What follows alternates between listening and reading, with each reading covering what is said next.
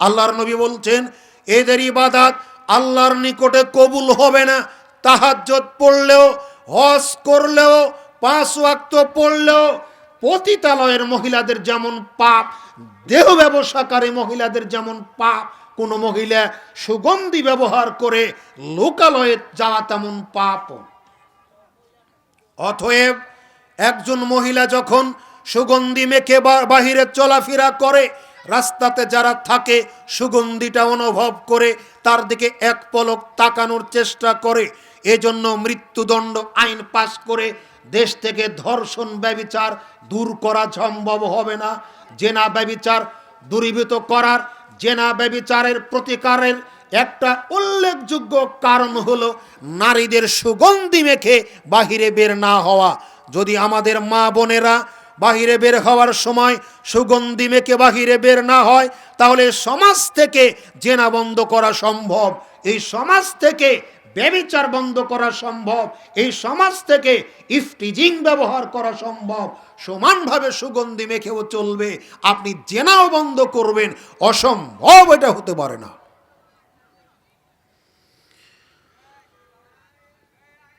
আপনাকে গুরুত্ব বোঝাচ্ছেন আল্লাহর নবী।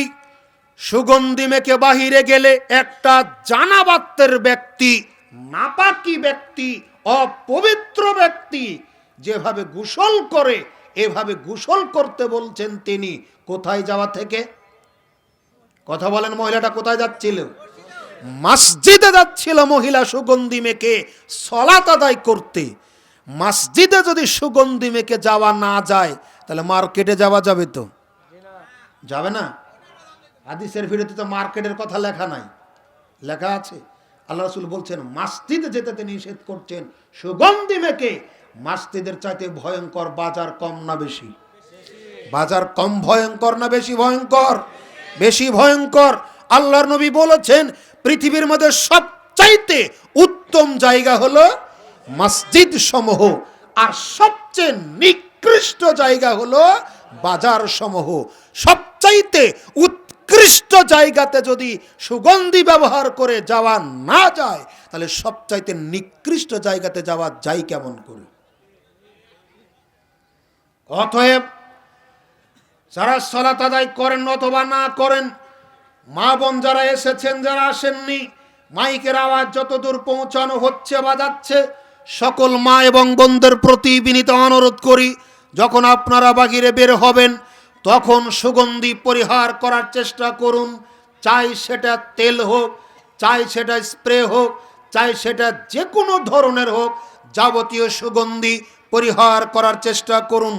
সম্মানিত উপস্থিতি, আবু উমামা বাহিলি রাদিয়াল্লাহু তাআলা আনহু বলেন রাসূল সাল্লাল্লাহু আলাইহি ওয়াসাল্লাম বলেছেন সালাসাতুন লা তুজাবিজু সালাতুহুম আজানাহুমুল আব্দুল আবিক হাত্তা ইয়ারজিআ ওয়া ইমামুন কাওমিন ওয়া হুম লাহু কারিহুন। রাসূল সাল্লাল্লাহু আলাইহি ওয়াসাল্লাম বলছেন, এই হাদিসের ভিতরে আরো 3 শ্রেণীর মানুষের কথা উল্লেখ করে যাদের ইবাদত আল্লাহর নিকটে কবুল হয় না। বলছিলাম 5 পর্যন্ত 6 ওই ব্যক্তির ইবাদত, ওই নারীর ইবাদত আল্লাহর নিকটে কবুল হয় না। যে নারীর উপরে তার স্বামী অসন্তুষ্ট থাকে, নাখোশ থাকে, বেজার থাকে, অসন্তুষ্টি থাকে, এভাবে যখন রাত যাপন করে, এই নারীর উপরে আল্লাহর অভিশাপ, এই নারীর উপরে আল্লাহর ফেরেশতার অভিশাপ, এই নারীর উপরে তামাম মানুষের অভিশাপ। এই নারীর ইবাদত আল্লাহর নিকটে কবুল হয় না। আপনাকে বলছিলাম, এরপরে তিনি বলছেন ওই দাস এর ইবাদত আল্লাহর নিকটে কবুল হয় না, যেই দাস পলাতক অবস্থায় রয়েছে, মালিকের নিকট ফিরে না আসা পর্যন্ত পলাতক যতদিন থাকে ততদিন তার ইবাদত আল্লাহর নিকটে কবুল হয় না। 6, 7, 8 নম্বর আল্লাহর নবী বলছেন ওই ইমামের সালাত তার কান পর্যন্ত পৌঁছায় না, যেই ইমাম তার জনপদে ইমামতি করে, অথচ জনপদের লোকেরা তাকে অপছন্দ করে। যেই জনপদের লোকেরা তাদের ইমামকে অপছন্দ করে, গায়ের জোরে সে ইমামতি করে। আমার দাদা জমি দিয়েছে, দাদার জমিতে মসজিদ, আমি ইমাম হব না কে হবে?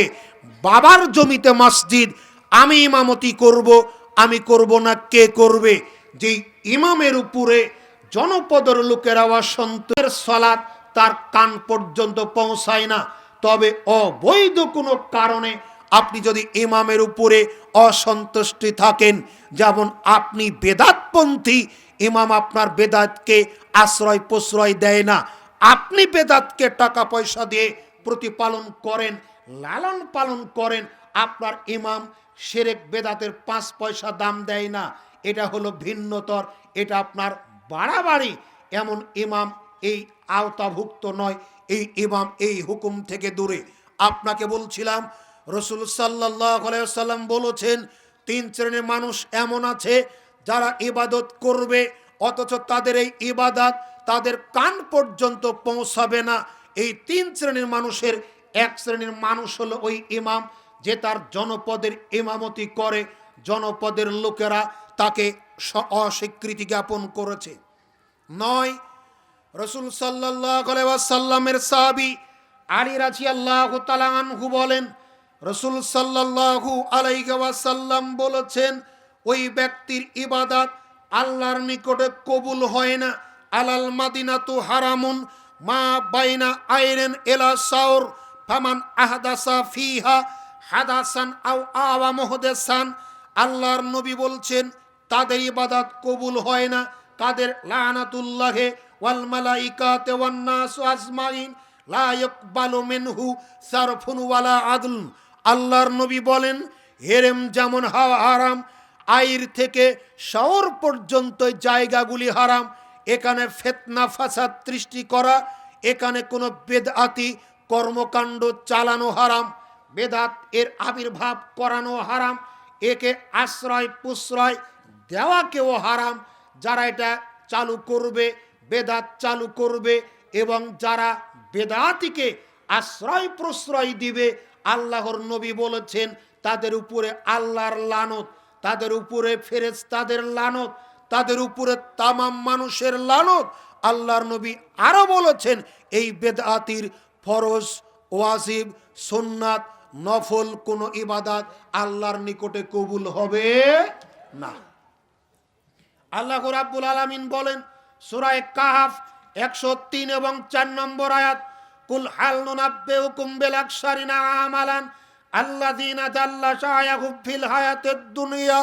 হে রাসূল আপনি বলুন ওই সমস্ত ক্ষতিগ্রস্ত আমলকারীদের যারা তাদের দুনিয়াবী জীবনে আমলগুলি করে ভালো মনে করে, অথচ আমি আল্লাহ তাদের এই ইবাদতকে, তাদের এই আমলকে দুনিয়াবী জীবনেই আমি নষ্ট করে দিই, অথচ তারা বুঝতেই পারে না। আর যে আমলগুলি তারা করে এই আমলগুলি ভালো মনে করেই করে। এজন্য অনেক মুহাদ্দিসিনে কেরাম বলেছেন চোরের চাইতে যারা বেদাত করে তারা খারাপ, ডাকাতের চাইতে যারা বেদাত করে তারা খারাপ, যারা সন্ত্রাসী তাদের চাইতেও যারা বেদাত করে তারা খারাপ। কেন? চুরি করে চোর জানে এটা তার পাপ, ডাকাত জানে ডাকাতি করা পাপ, ছিনতাইকারী জানে ছিনতাই করা পাপ, অপহরণকারী জানে অপহরণ করা পাপ। কিন্তু যারা বেদাত করে এরা ভালো মনে করে করে, কখনো খারাপ মনে করে করে না। সম্মানিত উপস্থিতি, এই জন্য যাবতীয় বেদাতকে পরিহার করতে হবে। আবু হুরায়রা রাদিয়াল্লাহু তাআলা আনহু বলেন রাসূল সাল্লাল্লাহু আলাইহি ওয়াসাল্লাম বলেছেন, আনা